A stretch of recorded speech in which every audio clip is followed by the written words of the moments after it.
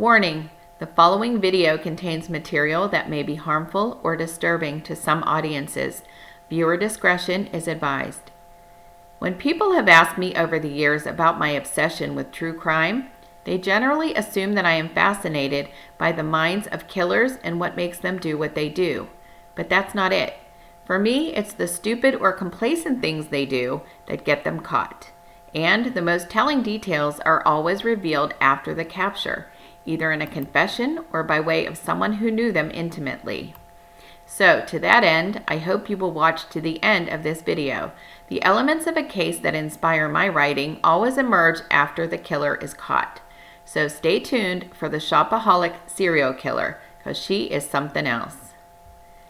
On February 16, 1994, a woman named Alice Williams drove to the home of her friend, 86-year-old Norma Davis.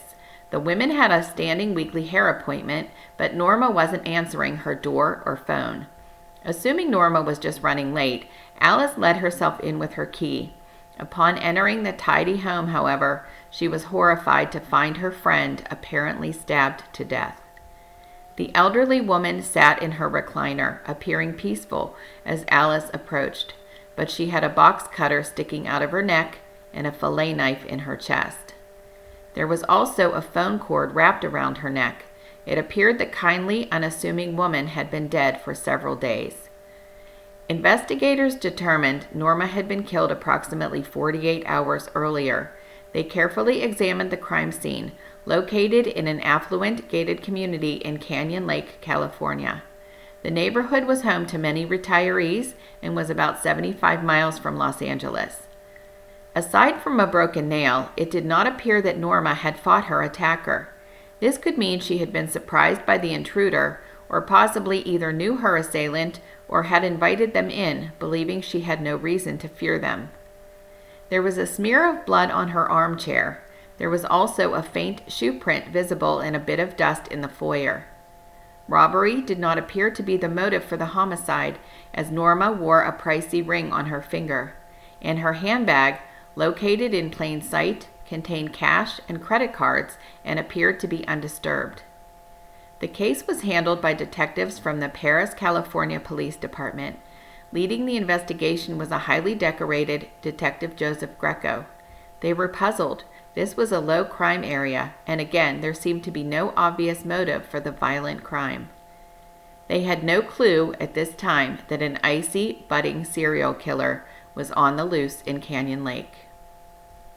Meantime, as forensic examiners studied the shoe print and other evidence, a woman named Dana Sue Gray, age 36, was trying to distract herself from a messy divorce still in progress. Dana, an attractive athletic blonde, was a known thrill seeker who loved to shop.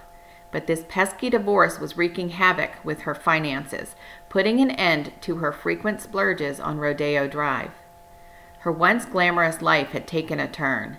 She filed for bankruptcy to stave off foreclosure of her home, and she had just been fired from her job as a nurse for stealing painkillers. Dana was born in December 1957 to Russell Armbruster and Beverly Arnett, a former beauty queen.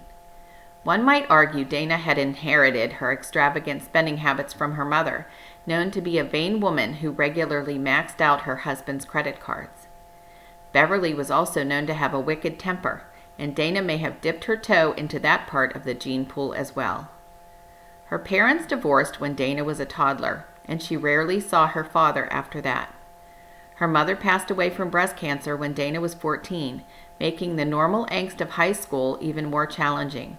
She acted out, got into fights, stole money, and got suspended for forging notes to get out of class. Eventually, though, Dana buckled down with her academics and decided to become a nurse. Either inspired by or dissatisfied with the care her mother received was not clear to me. But Dana graduated from high school in 1976. She moved in with her skydiver boyfriend, who helped her pursue nursing school. In 1981, she completed her studies and took up with a windsurfer. Her relationships had fueled the adrenaline junkie in Dana, and she became expert in skydiving, windsurfing, and golf. In 1987, she married a fellow sports enthusiast named Gray. Quick aside, I have read all I could find about Dana Sue Gray. There is surprisingly very little, given her extensive criminal history. I have seen references to her husband's name as both Tom Gray and Bill Gray. Either way, the guy nursed a high school crush on the woman he came to wed, and it may have been his undoing. The marriage did not last, as Dana's out-of-control spending got the couple into serious debt. During the tumultuous marriage, she indulged herself in pricey haircuts, relaxing massages, and shopping at the finest luxury stores. Gucci, Dior, and Louis Vuitton made up Dana Sue's holy trinity. Now she just had to find a sustainable way to keep beating her addiction. By this time, investigators concluded that Norma Davis had likely known her killer, who wore a Nike Air size 6.5 sneaker. They interviewed her caretaker, Jerry Armbruster, who also lived in Canyon Lake and used to be married to Norma's son. When they met with Jerry, she was wearing Nike tennis shoes. She explained that she and Norma were still very close, and she stopped in with groceries for her former mother-in-law on a regular basis. She insisted Norma had no enemies, and she had needed additional care since she was recovering from triple bypass surgery. This relationship seemed a little suspicious to detectives, and Jerry was wearing Nikes, but after several conversations, they were confident Jerry was no killer and cleared her as a suspect. 14 days after Norma's homicide, another Canyon Lake resident named June Roberts was found murdered on the floor of her home. Tragically, it was her 66th birthday. Like Norma, she had an expensive ring on her finger and a phone cord wrapped around her neck. Also, there appeared to be no signs of a break-in. However, unlike Norma, June had also been beaten about the face and head with a wine decanter. She had not been stabbed. Another dissimilarity between the two crime scenes was the rifling of the victim's purse. Credit cards were scattered nearby, and inventory revealed 2 credit cards were identified as missing from June's wallet. An odd piece of paper proved telling. Tucked inside a Bible was a handwritten prayer list. Norma Davis's name was on it. Victims 1 and 2 were friends. The homicides were connected. Several days later, June Roberts' daughter visited the precinct with a copy of her mother's recent credit statements. Someone had been using June's cards to fund an extravagant shopping spree. And in a strange turn of events, the timestamps on the purchases indicated that the shopping trip was underway approximately 1 hour after June's death. This was the break they needed. Detective Greco visited the first boutique shown on the bill, a high-end jewelry store. There he learned that an attractive blonde woman in her 30s had purchased a pair of expensive earrings. The sales associate made a photocopy of an identical pair displayed in the case. The investigation continued just blocks away when a hairstylist recalled a blonde with hazel eyes and designer earrings sitting in her chair. She gave the woman a trendy new style as a young boy, identified by the woman as Jonathan Weaver, waited nearby. The stylist assisted a sketch artist with a composite of the young woman. Then Detective Greco visited local grade schools in search of Jonathan Weaver. He found him, or should I say, he found one. A young boy with that name was quickly located. However, neither he nor his mother looked like the pair described. They were swiftly ruled out as being involved in the case. At this point, detectives investigated other recent violent crimes in the area. So far, the 2 crime scenes and shopping spree venues were all within a 5-mile radius. That led them to a woman named Dorinda Hawkins, age 57. She was recuperating in the hospital after being attacked and nearly murdered by a blonde woman in her antique store. She was assisting the woman in the back room with framing supplies, she explained, when she was choked from behind with a length of nylon rope. She struggled hard against her assailant. She tried to scream, but was told by her attacker to be quiet. Dorinda described the voice as soothing, like those she heard in the hospital, like a doctor or a nurse. She clarified that the younger woman was not particularly stronger, but she, quote, knew what she was doing, like she had done it before. This was victim number 3. We know what that means. Serial killer. They had to find her fast before another woman was murdered in Canyon Lake. They showed Dorinda Hawkins the sketch artist's rendering. That was her. The woman was certain the composite looked just like the woman who tried to kill her. She recalled that as she begged for her life, she felt the attacker slide her rubber coil bracelet from her wrist. It contained the key to the cash register, which, along with the shopkeeper's wallet, was emptied. Then the woman left the shop, taking the nylon rope with her.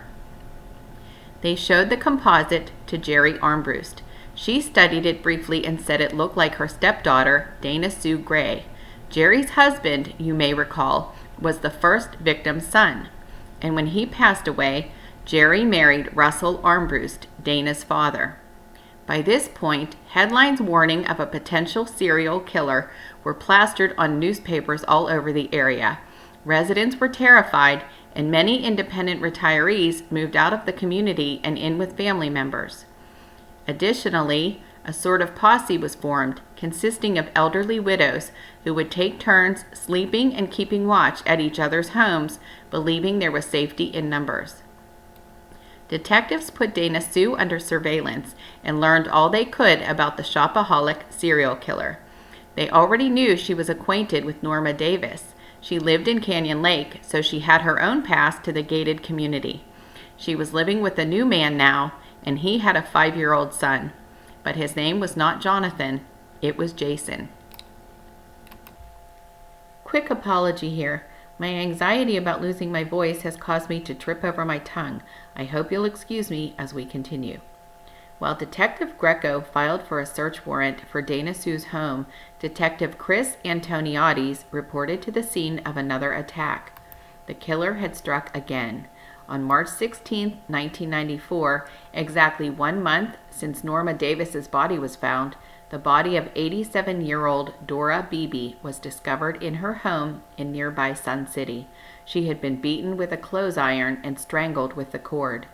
While this team examined the Beebe crime scene, the team sent by Greco arrived at Dana Sue Gray's condo with their search warrant. They uncovered a treasure trove of evidence. They seized all shoes, including a size 6.5 pair of Nike Airs.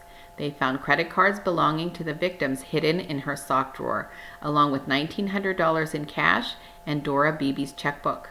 Her closet was stuffed with designer handbags, perfumes, and the latest fashions. Among the spoils were a $500 suede jacket and a $6 toy helicopter. The surveillance team watched as Dana exited a bank in Sun City carrying an envelope stuffed with cash. Upon learning of the search team's finds, they arrested her while she was cooking dinner. She was wearing the earrings purchased on June Roberts' credit.